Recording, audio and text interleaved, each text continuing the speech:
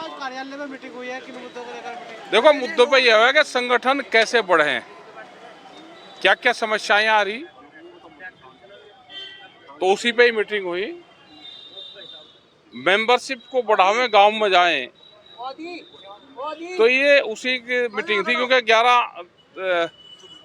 हर उसमें 11-21 आदमी के अपना मेंबरशिप बनावे, और ये 21 तारीख की मीटिंग जो जिले की होती है वो मीटिंग थी यहाँ पे।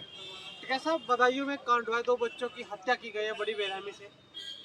तो हत्या हुई, वे पकड़े, एक का तो एनकाउंटर हो गया, दूसरा भी बच के जागा कहाँ।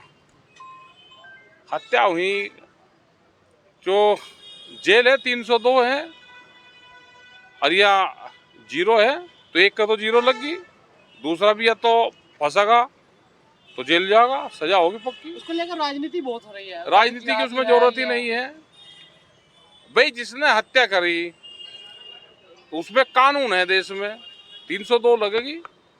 एक मुठभेड़ में मारा गया, दूसरा मिला नहीं, राजनीति कहाँ उसमें जरूरत है। ठीक है साहब, लोकसभा चुनाव है तो किसानों का रुख इस बार किस तरह रहने वाला है? अरे किसान का कुछ नहीं, और टाइम काटना 1 महीना, जिसको जहाँ देनी बता कोई नहीं रहा। सारे कैंडिडेट किसी के दौरा चल जाओ, सब लोग कहेंगे जहाँ जारी के ले। पहले ही होता था कि कैंडिडेट एक दूसरे के घर नहीं जाता था, अब कैंडिडेट किसी का ही चला जाओ, उसकी बढ़िया चाय पानी पियाओगे, वो करेंगे। केले को वोट के लिए साथी हैं, केला मेरे साथ 2 पाँव बिठा दो, उसी गैल में 2 पाँव बिठा दे, पता कोई किसी को नहीं रहा कि कौन कहाँ देगा। सभी प्रत्याशी सिसोली पहुंचते हैं, आशीर्वाद सारी जगह जाना भाई, कैंडिडेट है उनको जाना चाहिए, मिलने की संभावना किस और आशीर्वाद तो सभी के साथ में भाई। लड़ाई झगड़ा ना करो, आपस में बहसबाजी ना करो, तुम्हारा तो सभी के साथ में आशीर्वाद है। ठीक है सर, चंद्रशेखर नगीना शिवपाल नामांकन करने के लिए बोले थे, लेकिन उसका नामांकन नहीं हुआ। उससे क्या देगा, टाइम पूरा हो चुका है। नहीं, आज क्या लास्ट डेट था, अभी तो आगे होगा, और फिर भर दे, पहुंच गया था वहाँ नामांकन, और फिर चल जाएगा। हाँ, वो कहाँ कि सरकार डर रही है, मैं सोच रहे कि इस बार चुनाव न लड़ने दे। सरकार सुरकुर तो कुछ नहीं, तो विपक्ष वाले उसकी गैल वो कर रहे, नहीं तो समझौता कर देते, 1 आध सीटों से भी दे देते। मुजफ्फरनगर लोकसभा चुनाव में लेकर आपका रुख किस तरह समझा जा सकता है? क्योंकि पिछली बार आपने बयान दिया था कि वो कोको ले गई। देखो वोट तो भाई कोको लेकर चले जा, कौन बता रहा कैंडिडेट? क्या जो आम वोटर है वो नहीं बताता भाई किसी को भी। अच्छा, हमने ये है कि हम ना पूछते ना, हमने किसी को कहा। पिछली बार हम घर से चले, एक गाड़ी में 3 आदमी चले, ठीक,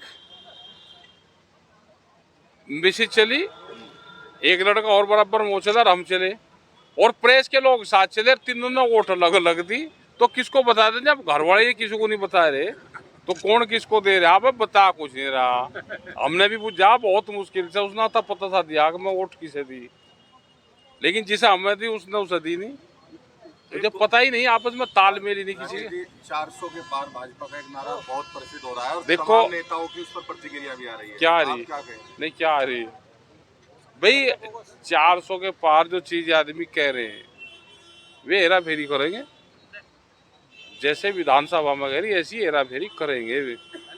और कमजोरी जब होती है, जब लड़ने वाला कमजोर हो, सामने वाला भाई अखाड़े से बाहर हार ना मानने,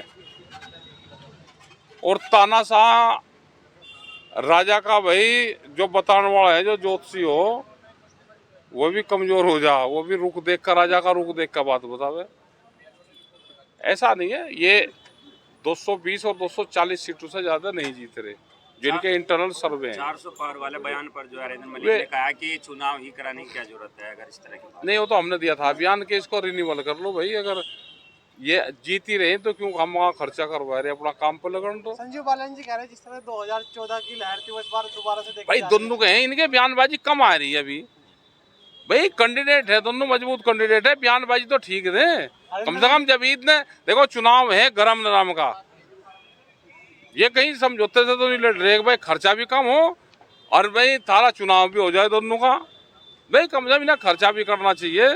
लोग इंतजार कर रहे हैं इनके कैंडिडेट आवेंगे, ये ढीले खर्च कर रहे हैं। कम 2-3 कैंडिडेट मैदान में, 2 ही हैं मजबूत से, तो इन्हें कम से कम जाना चाह, मजबूत बयानबाजी दे, कुछ गर्माहट साहब है। अभी तो ऐसे ही चल रहे हैं, ढीले चल रहे दोनों।